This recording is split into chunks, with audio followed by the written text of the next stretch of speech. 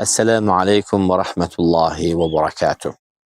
Önümüzde çok uzak bir sefer var. Sefer çok uzundur. Ama elhamdülillah ala kulli hal, efsuslar olsun ki ekseriyetimizin bu sefere hazırlayabileceğimiz azugesi çok kasattır. Bu sefer başlayır mücerred ruh bedenden çıkmakla. Buna ölüm değildir. İnsan ölenden sonra son menzile gitmez. Aksine büyük bir seferciliğe çıkar. Hemen bu yeni hayat, yeni sefer berzah alemi adlanır. Bu berzah alemi qəbirə bağlı bir şey değil. Çünkü öyle bir insan var ki cesedi ele gelmez. Öyle insan var ki odda yanır, kül olur. İnsan var ki onu denize gergelirler. Bedenini balıklar yeyir. Ve insan var ki misal için açık fəzada, kosmosda yanır, ölür. Ya da ki hündür bir yerden uçur ve ana hulasa berzah dünyası ruh dünyasıdır. İnsanın ruhu bedenini terk etmeyle artık o berzah dünyasının içerisine dahil olur. Bundan sonra büyük bir seferciliği başlıyor. Ve bu seferciliğin sonu kıyametle bitir. Hele ki sura üfürüldü, onlar kabirlerinden çıkacaklar.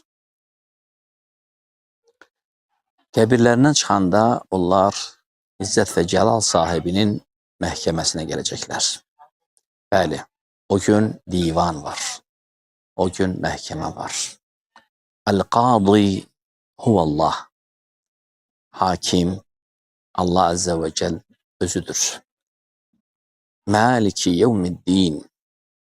Hesap gününün sahibidir. Ahkemul hakimin. Hakimlerin hakimi, en adaletli hakim olan özüdür. Ve huve Rabbul alemin. O bütün alemlerin Rabbidir. Allah Azze ve Celle İzzet ve Celal'ına yaraşacak bir şekilde meşher meydanına, kıyamet günü insanların görüşüne gelecektir. وَجَاءَ رَبُّكَ وَالْمَلَكُ صَفًّا صَفًّا. Allah Azze ve Celle gelecektir. Melekler de saf saf düzülen bir şekilde. وَوُضَعَ الْمِيزَانِ. Teraziler koyulacaktır. وَوُضَعَ الْكِتَابِ. Kitap koyulacaktır. Allah Nebisi sallallahu aleyhi ve sellem sahihte gelen hadiste buyurur ki men nuqişe hisabuhu helek.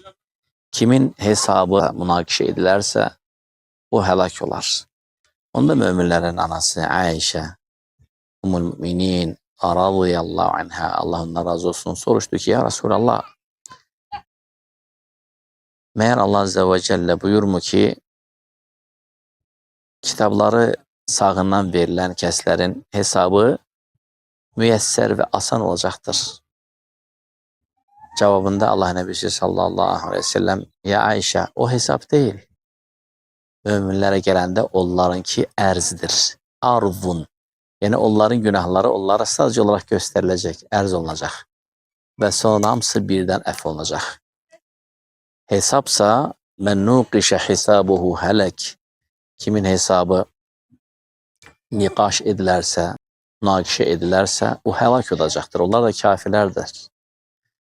Ona göre Allah Azze ve Celle kafirlerin şanında değil ki onları ağır bir gün gözlüyor. Onların hesabı ağır olacak. Onlar hayatta ettikleri her bir işine göre bütün teferruatları ile münakişe olacaklar. Günahkarlar, caniler. Ama müminler de öyle değil.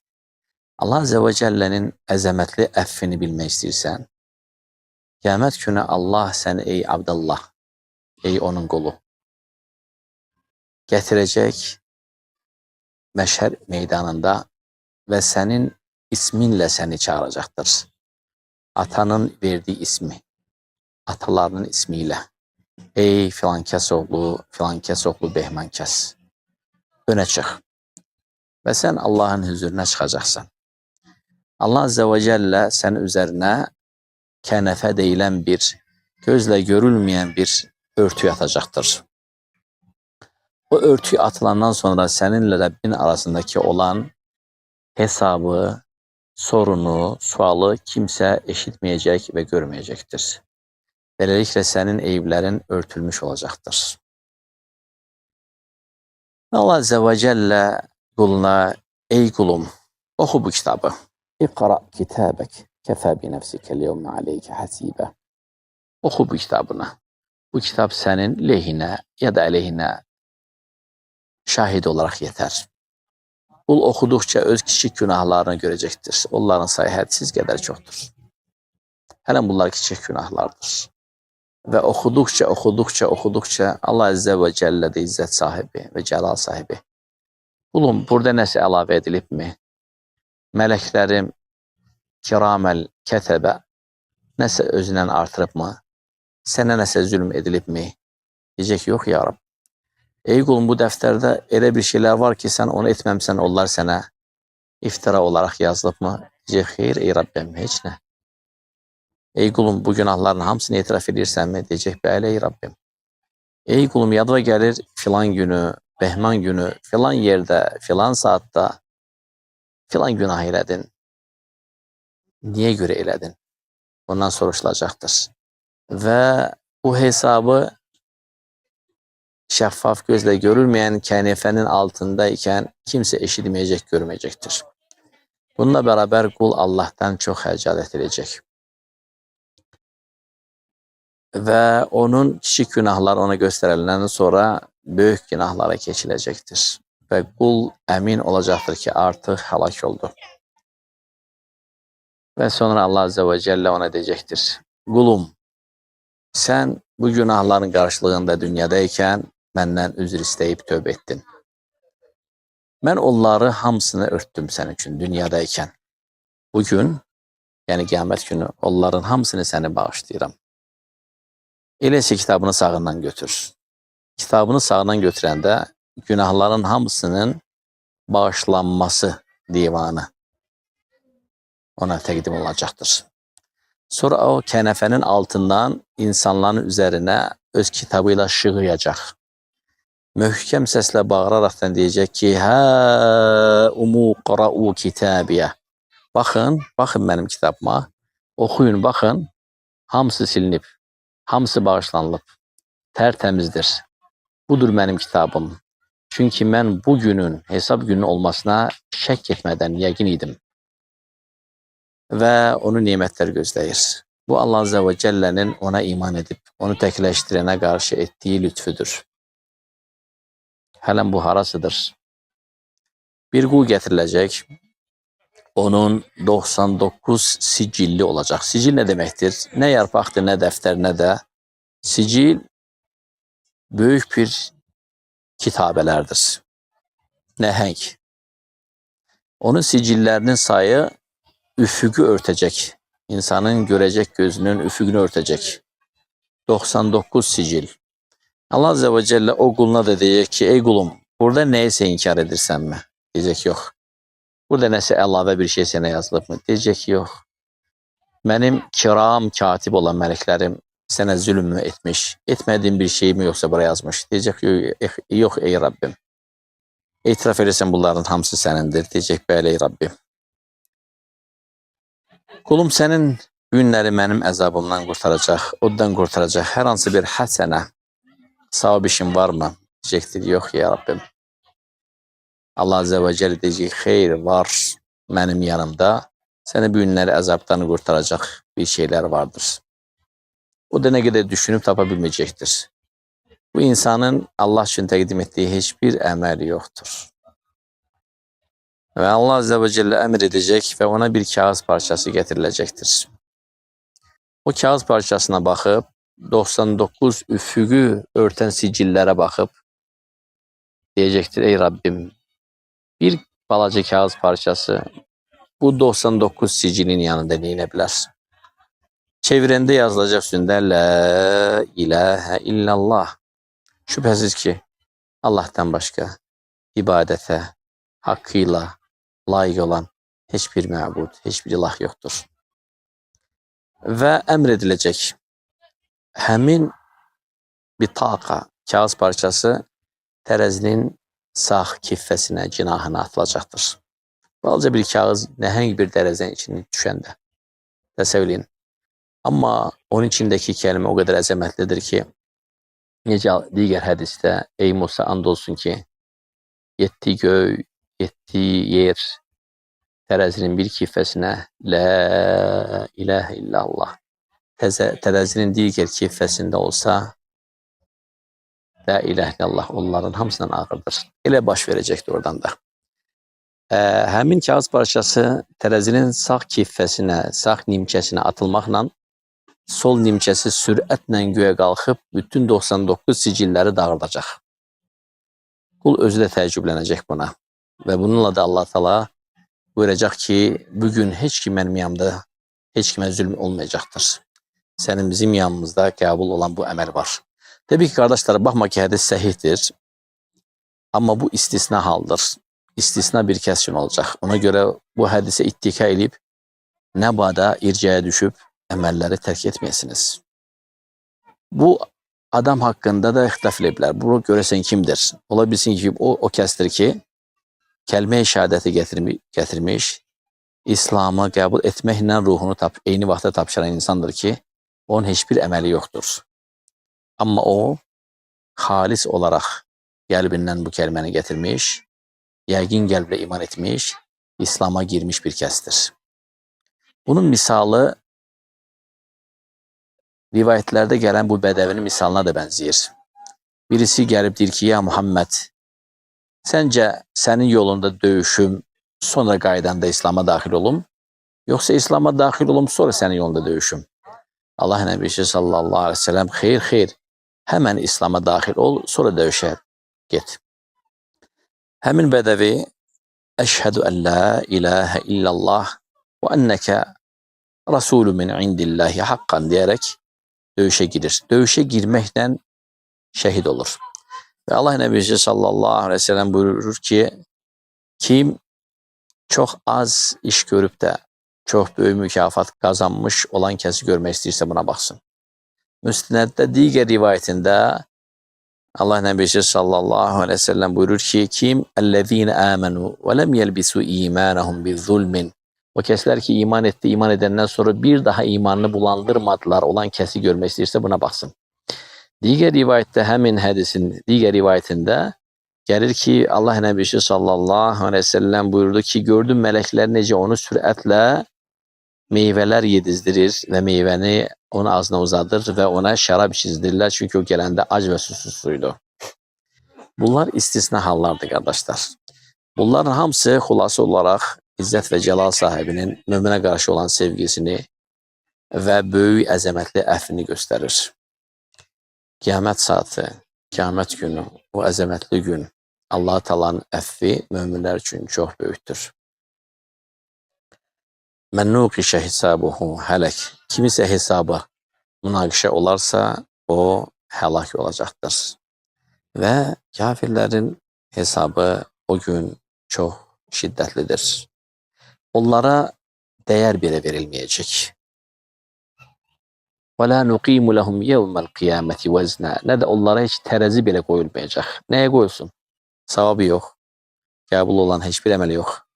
Ne görmüşlerse şöhret için, mal için, devlet için, hayat için, rifah için görmüşler. Allah için hiç etmemişler diye hiçbir emeller kabul olmaz. Ne terezi koyulsun? Yalnız seyyiat, günahlar, hiçbir savabı yoktur. Ne terzi koyulsun? Allah için hiçbir şey ettikleri yoktur. İman bile etmemiş, ne de onun peygamberini təsdiq etmemiş, ne de ona hiçbir zaman secde ve tazim etmemişler. Buna göre kafirlere değer bile verilmeyecek, onlara terzi bile koyulmayacak, hatta bir görüşe göre sıratın üzerine bile bırakılmayacaklar. Onların yalancı kekillerinden ve ayak parmağlarının ucundan bir disk kimi götürülüp belini ortadan sındıraraktan cehenneme çöp kimi, lazımsız çöp kimi onları tullayacaklar. Rabbimizin nimeti büyüktür. Bize verilen nimetler çoktur. Nimetler arasında en azametli nimet iman nimetidir. Ve şeytanın en çok sende korktuğu bu nimettir. Ona göre o nimetin puskusundadır. O nimeti senden daima uğramak qəsdindədir. O onu ya şübhələrlə, ya şəhvətlərlə öldürür. Ya şübhələrlə, ya şəhvətlərlə uğruyur. Sənin özünün cismində sənin əleyhinə işləyən, səndən olan düşmənlərin var. Bu gözlər sənin ya əleyhinə, ya əleyhinədir. Əgər harama baxarsansa, qəlbi zəhərlər və onu şeytana təslim edər. Şəhvətə baxarsansa, qəlbin şəhvətlə xəstələnər. Şübhəyə baxarsansa, qəlbin şübhə ilə xəstələnər. Şeytan da puskudadır. Və nə olur olsun, Allahın rəhmətindən ümidini qətiyyən kəsmə. Nə qədər günah etsən də Rəbbinə dön və ondan üzr istə. Allah qatında Allah günahın necəliyinə mahiyyət verməz. Onu kimə qarşı etməyinə mahiyyət verər. Ola bilirsin ki, sən milçək qədər balaca bir günah edərsən, amma onun kimə qarşı etdiyinə mahiyyət qoymazsan, o Allah qatında dağ kimi olar, əzəmətli. Ola bilsin ki, sən dağ qədər günah edərsən, amma onun kimə qarşı etdiyinin mahiyyətində olasan və o günah Allah qatında qarışqadan da balaca olar. İbn Adəmə, innəkə mə rəcəvtəni və dəavtəni, thümmə istəğfərtəli, qafartu alə mə kənə minkə və lə ubəli. Ey Adəm övladı, hədisi qudsidir sünəndə, səhih hədislərimizdəndir. Ey Adəm övladı, nə vaxt ki sən məni hatırladın, andın, etdiyin günahdan peşman olub mənə döndün, sonra məndən bağışlanma istədin, etdiyin günahın necəliyinə mahiyyət vermədən səni bağışlaram. Etdiyin günahın necəliyinə mahiyyət vermədən səni bağışlayaram. Abdullah İbn Məsudun sözləri burada çox münasibdir. Mömin bir kiçik günah edər və həmin kiçik günahla düşünər ki, sanki yerdən qopmuş, başı üzərinə qaldırmış bir dağın altındadır. Dağ bu saçı onun üzərinə düşüb onu məhv edəcəkdir. Kiçik günahı belə əzəmətli görər. Münafiq isə günah edər və o günahı burnun üzərinə qonmuş bir çivin, bir ağcaqanad kimi düşünər və sanki onu belə eləməklə qovar. Ona görə alimlər yaxşı buyurublar ki, sən günahların kiçik olmasına baxma. Yaddan çıxartma ki, bu əzəmətli dağlar kiçik daşlardan, kiçik cıngıl daşlardan meydana gəlmişdir. Və Səhih Müslimdəki hədisi xatırladıram. Allah Nəbisi sallallahu aleyhi ve sellem kiçik günahların toplandığı zaman insanı necə yaxdığını və həlak etdiyini çox gözəl bir məsəlini çəkir. Deyir, insanlar da səhrada toplanıblar, yemək istəyirlər, acdılar, amma od yoxdur. Və dedilər ki, odun tapaq. Dedilər ki, səhrada necə odun tapa bilərik? Amma onların sayı çox idi. Onların qəbilə başçısı deyir ki, hərə gedib bir dənə saman çöpü də olsa, nəsə olsa tapsa gətirsin. Onlar səhraya dağılır və kimsə saman çöpü, kimsə qırıntı, kimsə balaca bir çöp tapır. Onlar gəlir, toplanır, yığılır və sonra onu bir yerdə toplayanda əzəmətli bir tonqal qalamış olur. Kiçik günahlar da belədir, qardaşlar. Kiçik günahlar, sən onları kiçik görsən, amma onlar sürətlə gəlir. Onlar böyük kütlədə gəlir və gəldikcə insanı məhv edir. Heç bir zaman Allah-u Teala'nın rəhmətindən, əffindən ümidini kəsmə. Allaha qayıtdınsa, tövbə etdinsə onun haqqında xoş səndə ol. Elə isə digər rivayətimizi dinlə. Qiyamət günü başqa bir bəndə gətirilir. Onun günahları çoxdur. Günahları onun cəhənnəmə sürüklənməsinə vadar edir. Mələklərə əmr verilir ki, qulumu cəhənnəmə götürün. Qul miskin bir baxışla arxaya baxır. Allah Azze ve Celle buyurur ki, durdurun qulumu. kulum niye o bakışla mənə baktın geri? Cevabında deyir ki, ey Rabbim, ma kana bika zanni hakeza. Mənim sənin haqqında zənnim belə deyildi axı. Diyecek ki, bəs sənin mənim haqqımda zənnin nə idi ki, ey qulum? Ya Rab, mən sən haqqında o zəndəydim ki, nə qədər günah etsəm də, madem ki, səndən istiğfar edib bağışlanma istəyərəmsə, sən bağışlamağa qadirsən. Sən haqqında zənnim budur. Afuvun, yuhibbul afwa, vel kerimun, vedudun, gafurun, gafirü zəmb, qabil-i tevb, rahimur rahman. Ve Allah Azze ve Celle həmin qulu sadece olaraq bir sınağa çəkmişdi. Onun mətanətini. Ve diyecek ki, necə hədis Səhih Müslimdə davamı gəlir, mən qulumun mənim haqqımda etdiği zənnin yanındayım. Qoy qulum mənim haqqımda nə düşünürsə düşünsün. Qulum mənim haqqımda nə düşünərsə onu tapar. Xoş səndə olar, xoş görər. Pis səndə olar, sanki hədisin mənası cavabını görər. Allah Azze ve Celle deyir ki, qulum mənim haqqımda xoş səndəydi. Zəndəydi ki, mən bütün günahları bağışlamağa qadirəm. Elə isə qulumun zənnini haqq edin, gümanını. Onu cənnətə götürün. Qiyamət saati əzəmətli saatdır. Sura üfürüləcəkdir. Və birinci dəfə sura üfürüləndə ruhlar uçacaq. Və torpaqdan çıxmaqda olan həmin o kildən olan, sonra da üzr istəyirəm, torpaqdan çıxan bədənlərin içərisinə yerləşdiriləcəkdir. Və hər bir ruh dəqiq öz bədəninə daxil olacaq və onlar həyata qovuşacaqlar. Onlardan bəziləri başını itirəcəkdir o günün dəhşətindən. Çünki bu günə iman etməmişdilər. Onların çoxsu o günü danmış və təksib etmişdilər. Onları sən ətrafa səpələnmiş pərvanələr kimi digər ayət-i kərimədə bir-birinin üzərinə dırmaşan kütlənin sayılınan və başının itirməsinə heyran olmasından onları kərtkələrə bənzədərsən. Onlar vəhşət içində, dəhşət və həyəcan ilə bağıraraq deyər ki, mən ba'athana min marqadina. Bizi bu rahat yataqlarımızdan kimin oyatdı? Çünki onlar qəbirdən çıxanda, qəbirdə yatdığı müddət və baş verənləri həmən unutarlar. Onlar unutulacaq. Ələlxüsus onlar qiyamət ilə dünya vaxtı arasında 40 müddətində sükunət içərisində olacaqlar. Həmin müddətdə ruhlar qəbirdə olan hər bir şeyi unutacaqlar. Halbuki gününə gün, gecəsinə gecə əzab çəkmişlər. Və qiyamət günü onlar gələndə sanki bir giley, bir şikayətlə mən ba'athana min marqadina, bizi bu yerlərimizdən çıxardan, bizi narahat edən kimdir?